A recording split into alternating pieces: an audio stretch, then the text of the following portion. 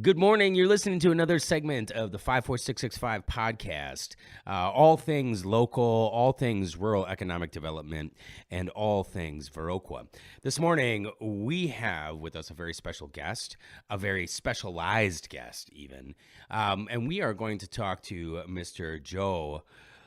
Help me with the last name. Lawniczak. I was going to say Lawniczak, but, like adding vowels where there should be consonants, I guess that's one of the perils of being a chef and not an actual scholar.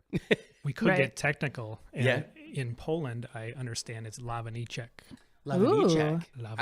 I like that. I like that too. Mm-hmm. Joe Lawniczak. I'm going to start referring to you as such in mixed conversation just to see if we can start a trend.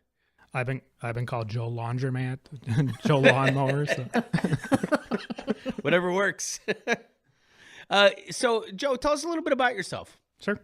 I am, and have been since 2001, the downtown design specialist with the Wisconsin Main Street program.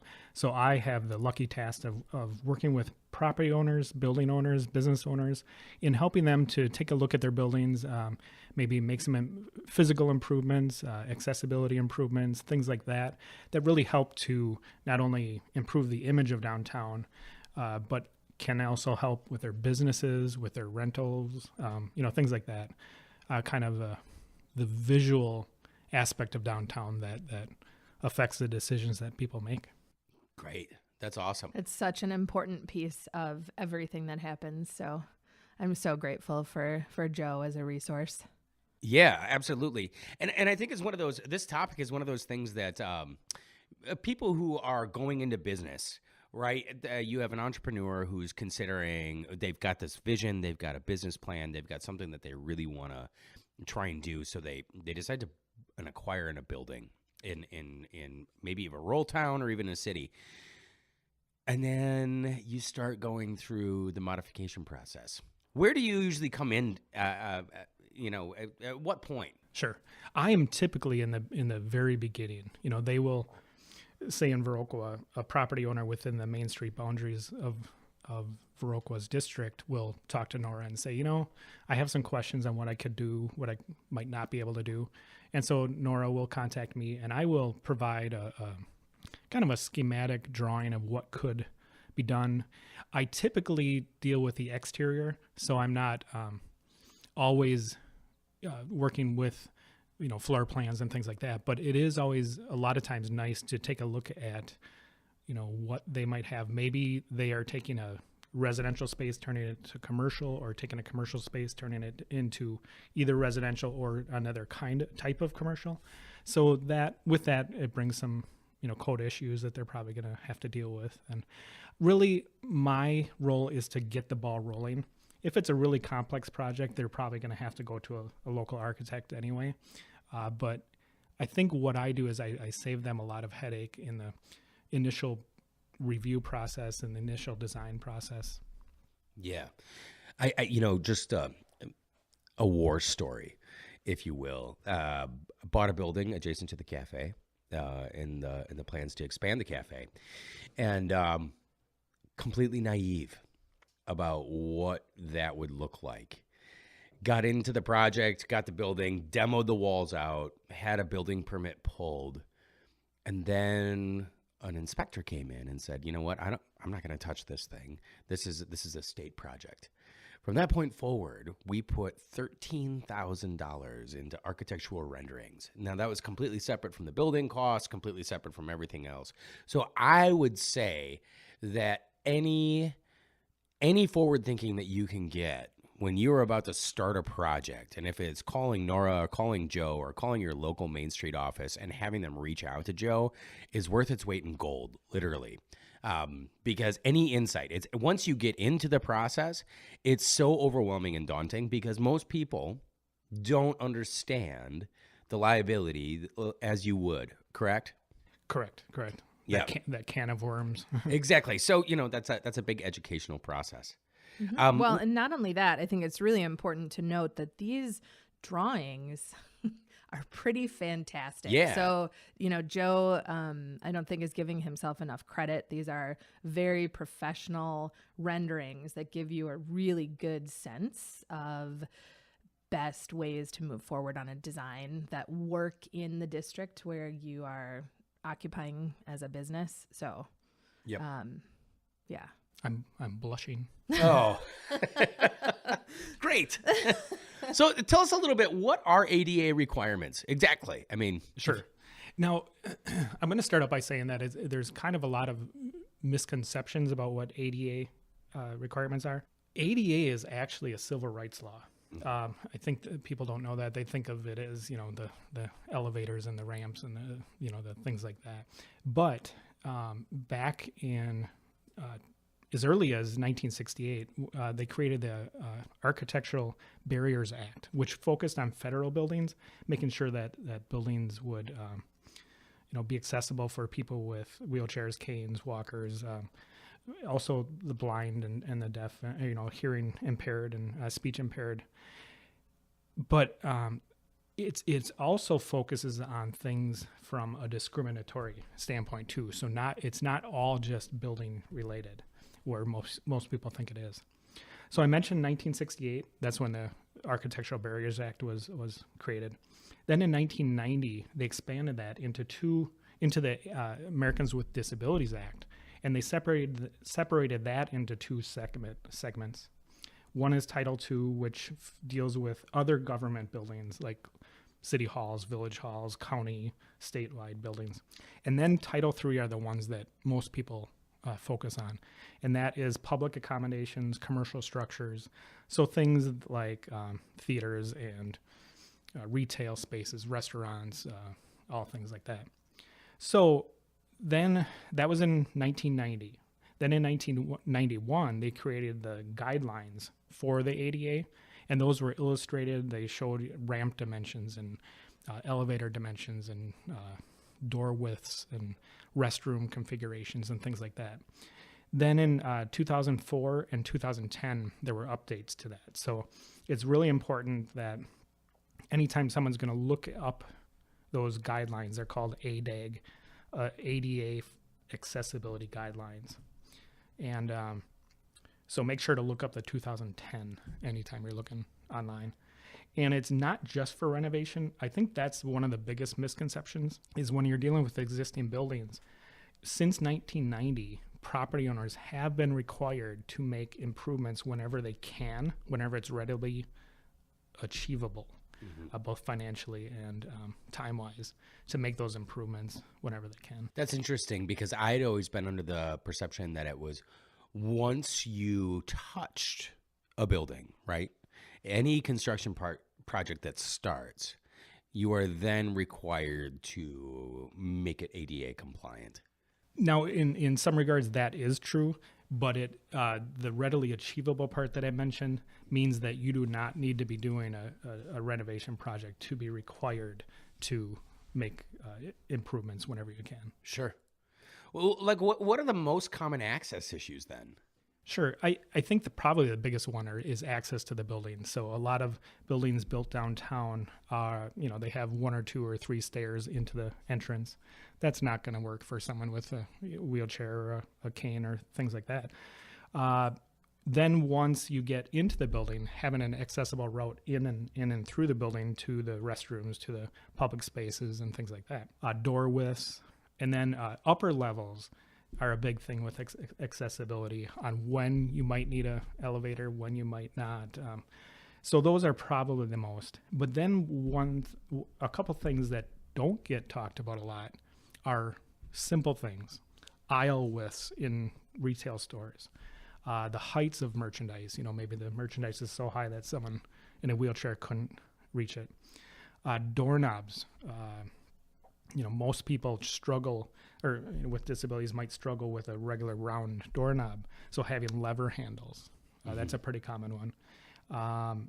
Carpeting, if there's shag carpeting in a place, it's really hard to get around. Sure. For someone with mobility issues.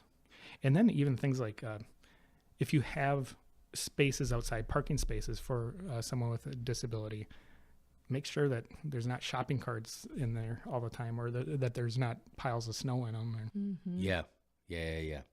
That I mean, all that makes perfect sense. A quick question about that. So if small towns, right? Looking specifically at a small town. You know, we talked a little bit about how there's a lot of ADA compliance issues in the buildings. If you're buying an existing structure, whose responsibility is it to ensure that the ADA compliance is met? How does that happen? Because I think sometimes in improvement projects, it's just kind of left to rest. And the assumption is that business owners are going to make that improvement. However, that's not always the case. Who's responsible for seeing that and enforcing it? Sure. Now, it really depends. If you're doing a remodeling project and it has to get permits and everything like that, you know, your local building inspector, or if it has to go to state review, your state reviewer would deal with the accessibility issues.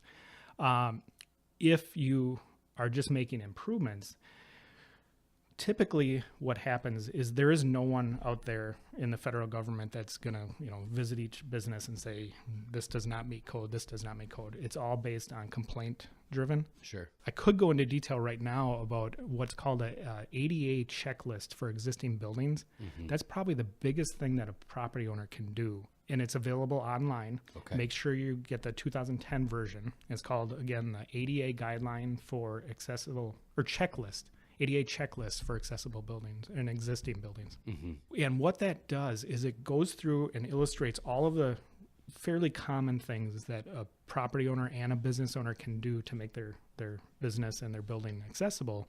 And then what I always recommend, and what they recommend, is that you check off the things that you've already addressed. You check off the things that you haven't addressed yet, but then you put and actually write a note in there and say, okay, as soon as we have the resources to do this, we're going to do this. And maybe by May 5th, we'll do this. So that if someone does have a complaint that you don't have an accessible entrance, you can say, if you are ever sued, you can say, well, we do plan to have that done. And I don't want to make it sound like it's always going to end up in lawsuits. You know, if someone approaches you in your business, you can just say, I realize that it's not compliant. I apologize for, but we do plan to make improvements. Yeah, that's awesome. That's really, really great. I know that, you know, you had actually forwarded me that checklist, and that was one of the things that we really followed and used as a resource tool. Because it's daunting. It's stuff that unless you're in the industry, you don't know a ton about. And there's a lot of questions about, you know, how pertinent is this to my business? And when you're trying to make that initial splash, it's one of those pieces that you got to do, you got to address, you got to take a look at it. But when cash is tight, it's hard to be able to prioritize. So that was really, really helpful. Right. Yeah. Well, and there are people who are in wheelchairs or who need walkers or canes all the time, who are people who want to do business at these different locations in downtowns and wherever else. Are there any statistics about ADA compliance and how that sort of thing can improve business? Sure. It's funny you mentioned the statistics, because the last I heard, there were about 50 million Americans with disabilities. That's 18% of the population. Right. And there's projected that by 2030, that number is going to jump to 70 million, you know, with the baby boomer generation of people that will have disabilities. So it doesn't take a lot of math to realize that it's good business sense to make your places accessible for that segment of the population. One thing that's important too, I always, whenever it comes to statistics about making improvements and having it help business, I'm always a little leery because, you know, if the business is a bad business model to begin with, or it's run poorly, any improvement's not going to help. But when it comes to accessibility, I think making it accessible to everyone can only help. Mm-hmm. Sure. Are there top accessibility issues that you think you should prioritize if you're in that process of, you know, planning and getting into a space? What comes first? Yeah, it's pretty much understood by the architectural industry that the first is the accessible entrance. Sure. Getting people into the building.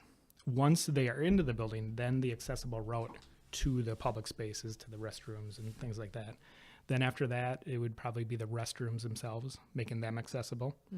And then after that, it's, anything from parking to the door widths to the height of the mirrors to drinking fountains to, things for the sight impaired and hearing impaired and things like that. Sure. So last summer, we received a call at the visitor center from a person who was having some challenges with accessibility in Viroqua. And I think that this is something that's starting to happen a little bit more throughout the state and also throughout the nation, when people are calling and saying that they are prepared to take action because there were some places that they felt unwelcome because of their disability, because of accessibility issues. How is some of that handled, and how nervous should business owners be about phone calls like that?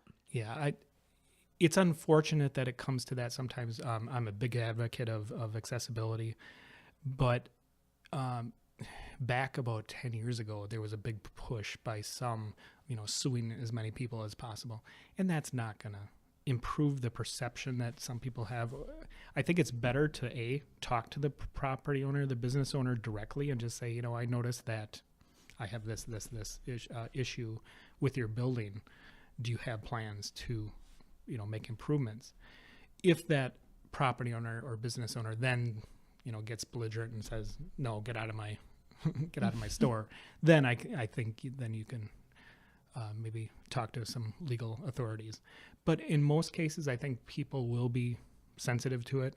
And like I said, I as soon as every property owner and business owner that's listening to this, as soon as they get off of, stop listening to this podcast when it's done, fill out that ADA checklist. Yeah. And get a plan so that when someone does come to talk to them, they can say that they have a plan. That's the best thing to do. Well, and what do you do if you're in a situation where you don't own the building and maybe your landlord isn't ultra receptive to some of those changes? What is a best practice for businesses in that? Yeah. The thing is, and we talked before about ADA accessibility issues being good business sense.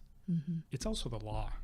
So if any time either someone off the street or a renter has an issue from not wanting, or someone not wanting to make improvements, that's when I think legal, and I would start probably with local, either building inspector or the local police department. Okay.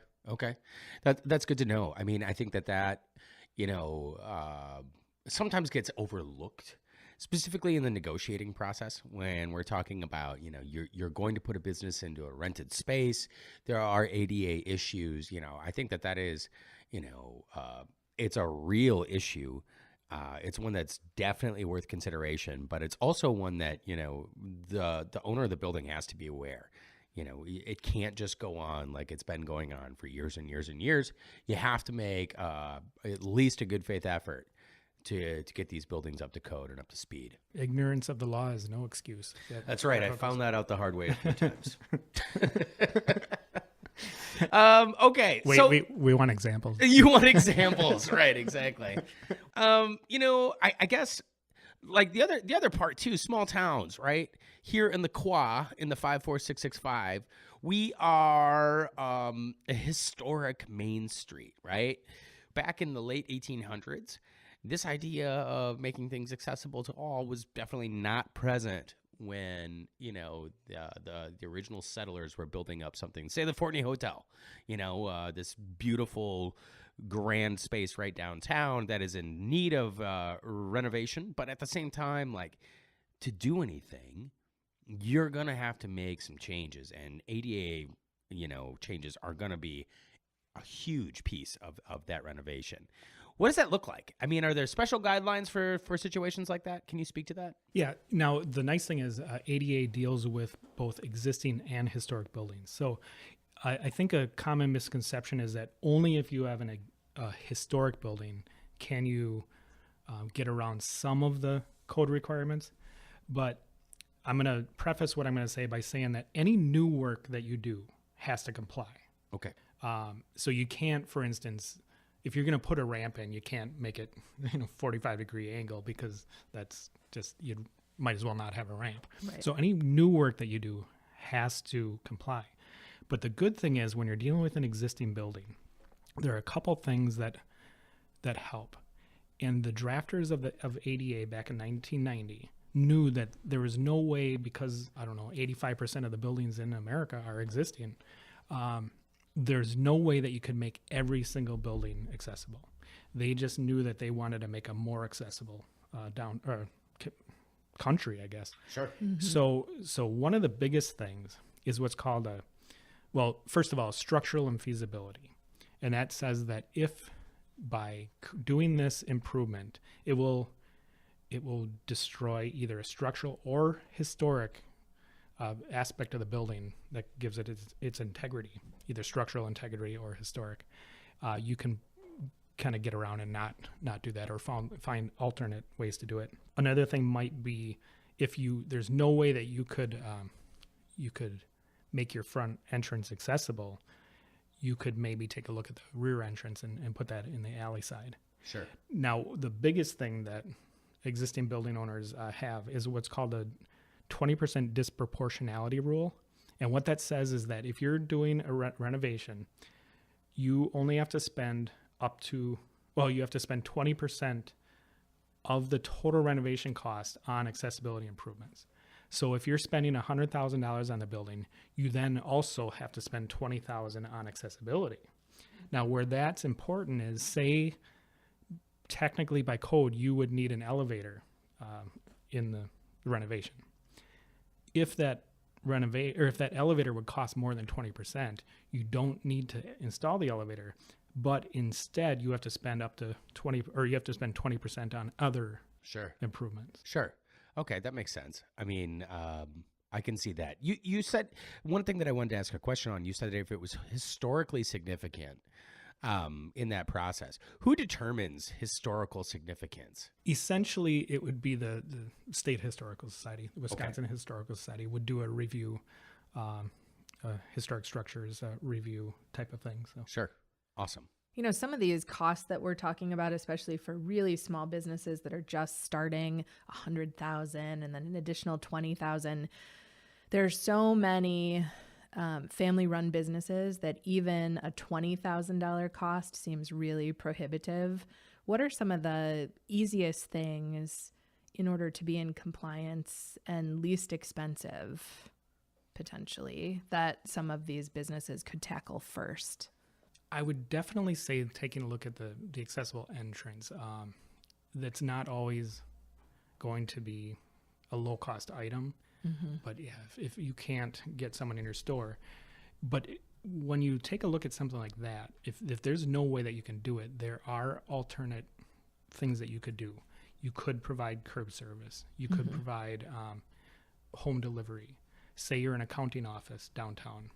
You could meet with your clients either at the library or at a coffee shop that is accessible. There are things you can do, with the caveat that you always want to be trying to get to the point where you can make those improvements. There's a thing called economic hardship, and if you can prove that by doing these improvements, making these improvements, it would put you out of business, you don't have to do those. But then as soon as you get to the point where maybe your business starts to take off, and you can afford them, then you are required to make those improvements. Okay. Are there any grants or anything that are available specifically for ADA-related items that businesses can apply for, either through, their Friendly Main Street program or the Wisconsin Economic Development Corporation, for example? Well, as far as grants at the state or federal level, the two that are in existence are a tax credit program and a tax deduction program. But I will say that these are only for readily achievable items. In other words, if you are doing a renovation and by code you are required to make these improvements, you cannot get the credits or the deductions for that. Okay. But say just on your own, you say, I know that I need a new ramp, even though I'm not doing any other work. You can do that. And so the first one is a federal disabled access tax credit. And that is for small businesses, 30 employees or less, 1 million less in revenue. And you can take a tax credit of up to $5,000 per year for those readily achievable improvements. Okay. The other is a federal tax deduction, and that is for any size business. You can take a deduction up to $15,000 a year, and again, just for readily achievable. Now, as far as local grant programs, we do always encourage our local communities to have facade grants or building improvement grants, and a lot of things that fall under accessibility improvements a lot of times are eligible expenses in those grant programs. Yep. I guess I'm left with a question. Do we have any of those programs here in the 54665? Some local facade improvement grants that people might be able to access? We do. Tell me about it quickly. Okay, so that was the best segue. Segway Sam. Exactly. Segway Segway Sam Sam. showed up. I just wasn't ready for it. So Exactly. I said it to you for the spike, and where were you? I'm right here. I've got it. So the Viroqua Chamber of Main Street does offer a facade grant program. We now have this year. Luke is dancing He is right now. dancing. That's just right. so that everybody knows. Okay. Facade grants. Yes. And so it's only 8:30 a.m. right, I know. Exactly. I over caffeinated him. Seriously, This is what happened. I have to tell the listeners at home, I show up to these things and like I've got Organic Valley's organic fuel. I've got 2 Cliff bars. I've got brain juice. I've got a cup of coffee. I mean, they make sure that I am functioning on all cylinders when I roll in. Right. So that is for your listening enjoyment. And thank you to the staff, the wonderful staff of the Chamber Main Street for making sure that I've got the go-go juice to be Segway Sam. Go ahead. I want to know what kind of brains the brain juice comes from. That stuff, Exactly. that stuff is so amazing. It is. So anyway, facade grants. So we are now offering $20,000 for businesses in Viroqua to do different repairs and modifications to their facades. So we typically are working on things that are just about beautification, at least so far. That's kind of been what people have been coming to us for. So new canopies, new signage, different things such as that. But we now are starting to have enough funds that I think we could do an impactful ADA project as well. So, And that's a really good thing to talk about. If there's listeners out there from other Main Street communities, one of the things that my coworker Erin Welty taught me when she started about 5 years ago, we used to recommend that local communities, do a facade grant program, do a sign grant program, and we'd send examples of how to do it, and everyone had the same thing. But she made me realize that no, what you need to do is figure out what the biggest needs are in the community, and that means asking property owners. And if accessibility is an issue, if leaking roofs are an issue, and they can't afford to make aesthetic improvements because their roof is leaking, maybe you'd gear your financial incentives towards that kind of thing. right. Yeah. Yep, exactly. What we're hoping as we continue to grow that benefit for member organizations is that we can partner with the city of Viroqua to double those funds, so that the more that we can do and the more impactful that it is, the better.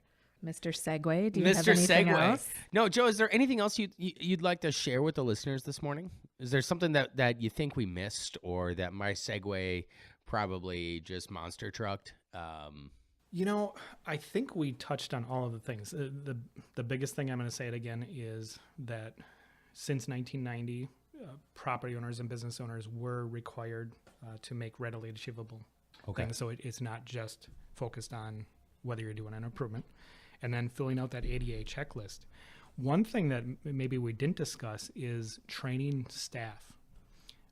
It's really important that not only the property owner or the business owner knows what to do if someone comes in and needs, merchandise that's reached from the top shelf, or, with a number of people with Alzheimer's and dementia, waitress or wait staff that takes the time to be patient and wait for a customer.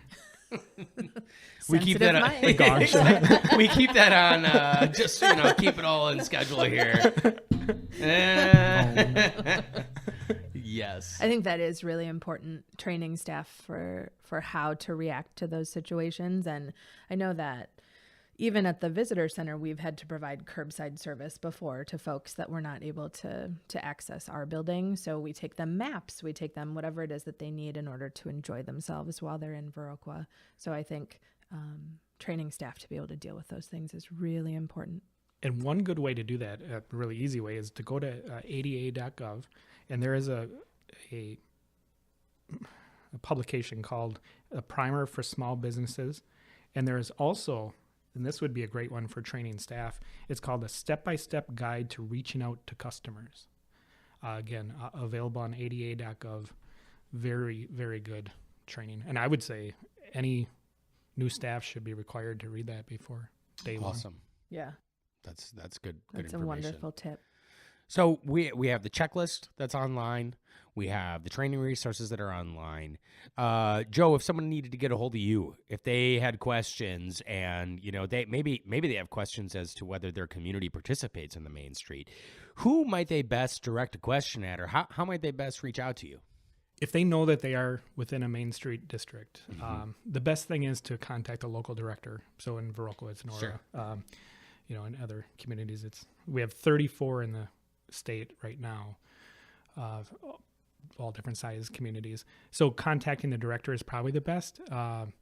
As far as if you want to know if your community is a Main Street program, feel free to go to wedc.org, the Main Street program. You can look up all of the information on the Main Street program. We also have a program called Connect Communities, and that's for communities that either might not have the local volunteer or funding resources to be able to pull off a full-fledged Main Street program. Take a look. Contact information is on there. All of the information on what's required for those programs to become one of the programs and communities. How many people are Connect Communities, just out of curiosity? We have almost 100, I believe. That's the amazing. last check, right? And it's a really good networking opportunity. They're invited to come to a lot of the Main Street training and networking and roundtable discussions. And, it gets them to the point where if they decide they want to become a Main Street program, they're already they have their foot in the door. Right. Yeah. That makes sense. Well, thanks a lot for coming out. I really appreciate it, and we really appreciate it. And you've been listening to the 54665, all things rural economic development, all things Viroqua, and today, all things about making your business better and ADA compliant. Thanks a lot.